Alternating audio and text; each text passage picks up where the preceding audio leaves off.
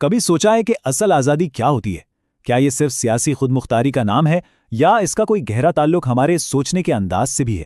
آج ہم مل کر اسی گہرے سوال میں اتریں گے اور دیکھیں گے کہ ہماری فکر اور تہذیب کا ہماری آزادی سے کیا رشتہ ہے۔ چلیں اس دلچسپ سفر کا آغاز کرتے ہیں۔ دیکھیں، جب بھی غلبے کا لفظ آتا ہے تو ہمارے ذہن میں فوراً فوج، ہتھیار اور سیاسی طاقت کا خیال آتا ہے۔ لیکن کیا کبھی یہ سوچا کہ ایک ایسی طاقت بھی ہو سکتی ہے جو تلوار سے کہیں زیادہ خطرناک ہو؟ ایک ایسی طاقت جو نظر نہ آئے لیکن سیدھا ذہنوں پر قبضہ کر لے؟ یہی وہ سوال ہے جو آج کی ہماری پوری گفتگو کا مرکز ہے۔ تو چلیں پھر غلبے کی ان دو قسموں کو ذرا کھول کر دیکھتے ہیں۔ ایک وہ جو نظر آتا ہے اور دوسرا وہ جو نظر نہیں آتا لیکن شاید کہیں زیادہ گہرا اور پائیدار ہوتا ہے۔ تو ایک طرف ہے سیاسی غلبہ سیدھا سادہ جو زمینوں اور وسائل پر قبضے کا نام ہے، لیکن دوسری طرف اور اس سے کہیں زیادہ طاقتور ہے ذہنی غلبہ۔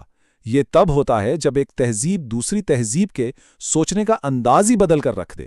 اس کو یوں سمجھیں کہ جیسے کوئی آپ کے چشمے کا شیشہ بدل دے اور آپ کو دنیا ایک نئے رنگ میں نظر آنے لگے اور آپ یہی سمجھنے لگیں کہ دنیا کا اصل رنگ ہی یہی ہے۔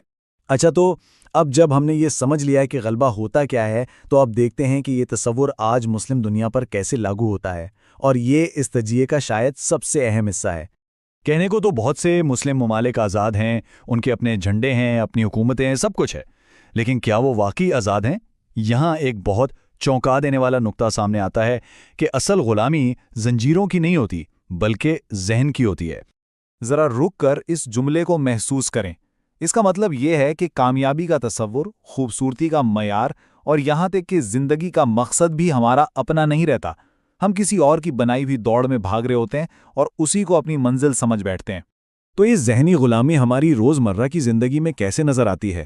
یہ ایسے نظر آتی ہے کہ ہم اپنے ہیروز، اپنی تاریخ اور یہاں تک کہ اپنے مذہب کو بھی مغرب کی عینک سے پرکھتے ہیں۔ اگر مغرب کسی چیز کی تعریف کر دے تو ہم بھی اسے اچھا سمجھنے لگتے ہیں، اور اگر وہ کسی چیز پر تنقید کرے تو ہم فوراً دفاعی پوزیشن میں چلے جاتے ہیں، گویا سچ اور جھوٹ کا ریموٹ کنٹرول ہم نے کسی اور کے ہاتھ میں تھما دیا ہے۔ تو سوال یہ اٹھتا ہے، بلکہ ذہن میں آتا ہے کہ بھئی یہ سب ہوا کیسے؟ آخر ہم اس مقام تک پہنچے کیسے؟ اس کی جڑیں تاریخ میں بہت گہری ہیں۔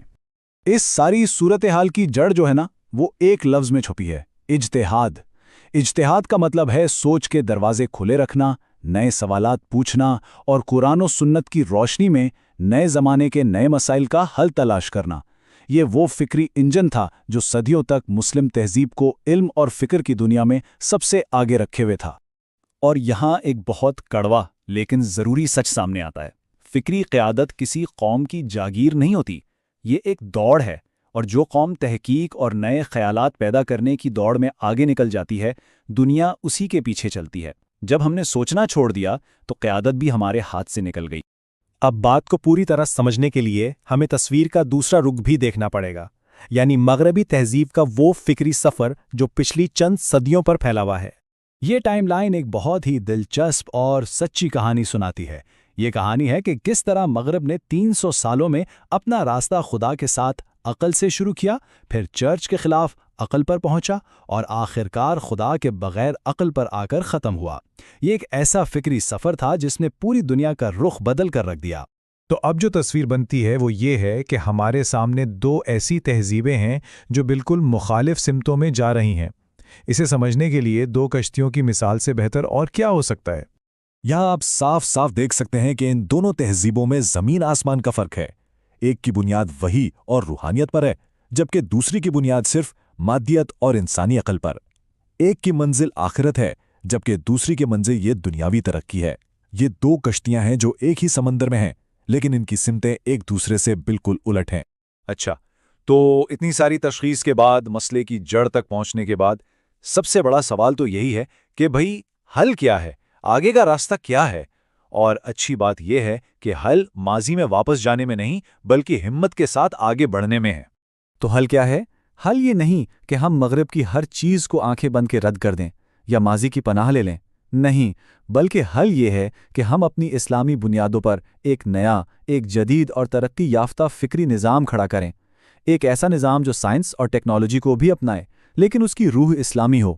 ایک ایسا نظام جو آج کے انسان کے سوالوں کا جواب دے سکے۔ اس پوری گفتگو کا نچوڑ ایک آخری اور بہت ہی طاقتور مثال میں ہے۔ ذرا تصور کریں کہ یہ پوری دنیا ایک ٹرین ہے، اور وہ قوت جو پوری انسانیت کو آگے لے جا رہی ہے وہ کوئی مادی طاقت نہیں بلکہ علمی اور فکری جدت ہے۔ نئے خیالات اور نئی تحقیقات ہی اس دنیا کا انجن ہے جو اسے مسلسل آگے دھکیل رہا ہے۔ اور اس ٹرین کے ڈرائیور کون ہیں؟ وہ سیاستدان یا جرنیل نہیں، بلکہ وہ مفکر، سائنسدان اور محقق ہیں جو نئے خیالات پیدا کر رہے ہیں۔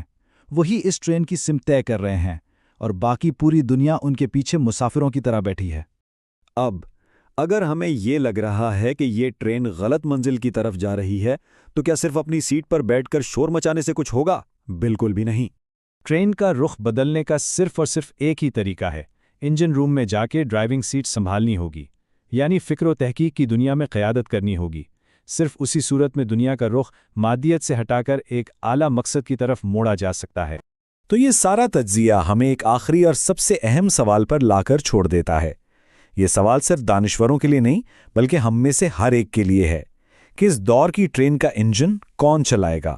کیا ہم مسافر بن کر شکایت ہی کرتے رہیں گے یا اٹھ کر ڈرائیونگ سیٹ سنبھالنے کی کوشش کریں گے؟ فیصلہ ہم سب کا ہے۔